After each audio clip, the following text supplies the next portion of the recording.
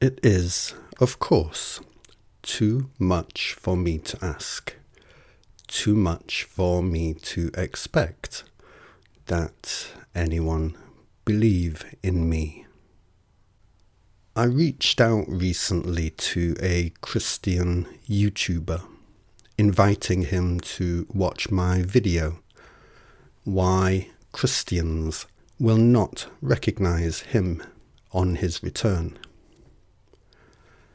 In that video, I point out that the writings on Jesus that Christians have read, they were not written by Jesus. They were not written by me. Who was that man back then? And in that video, I make the point that while Christians would wish to be corrected by him on his return, none of us do actually tend to like to be corrected by anybody. At the end of that video is a link to another of my videos titled I Am Jesus, in which I talk in a raw, unscripted way to camera, showing myself to be both an imperfect, standard human man and somebody who demonstrates a knowledge of reality that has a coherent foundation. A thing that neither science or religion has ever done for us so far. It was my hope that the first video, if he watched it, would rouse his curiosity enough that he would watch the second video. He did watch the first video, the one in which I say that the writings on Jesus were not written by Jesus. Here is the response he sent to me. Hey Ian, thanks for reaching out. By the way, Yanto is a great name. I've got to be honest with you. I think your video is heretical. Here's what Jesus said 2,000 years ago about his return. Matthew 24, 26, 27. So if they tell you, there he is in the wilderness, do not go out. Or, here he is in the inner rooms, do not believe it. For just as the lightning comes from the east and flashes as far as the west, so will be the coming of the Son of Man. In your video, you were literally saying Jesus, being yourself, is here in some inner room. He said everyone would know when he returned.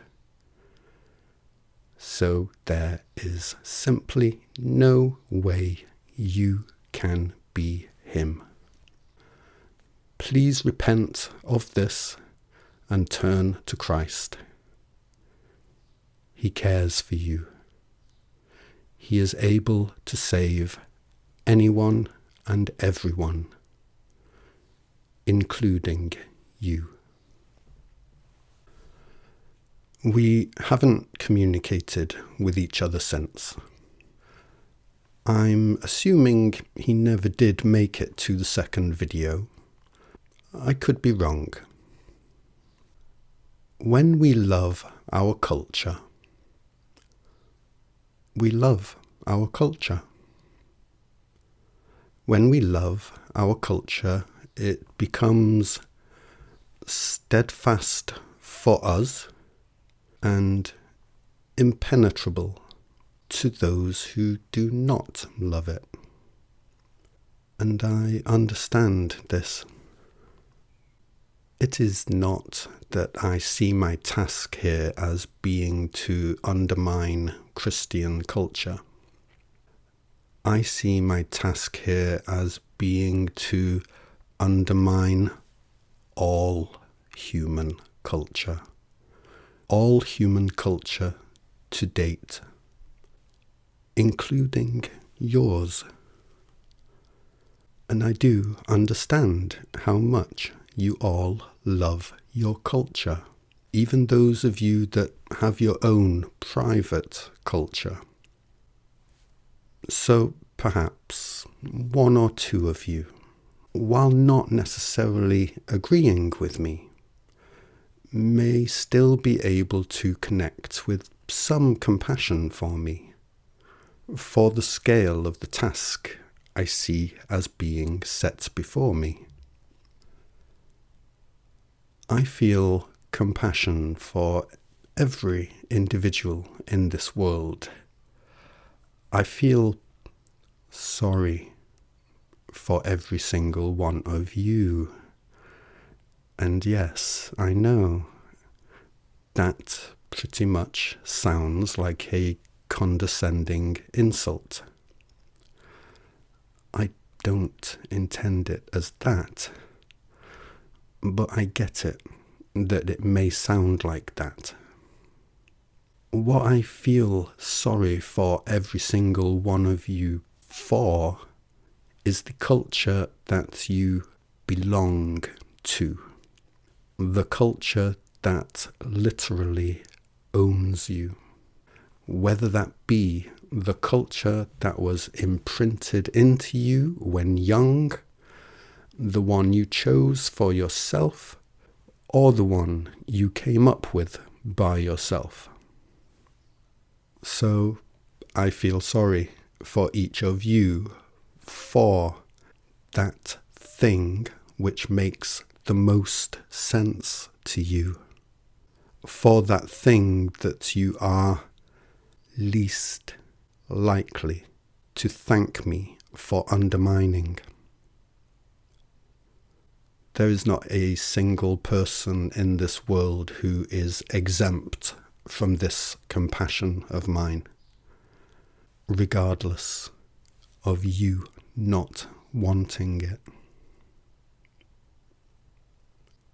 The writings on Jesus, they were not written by me.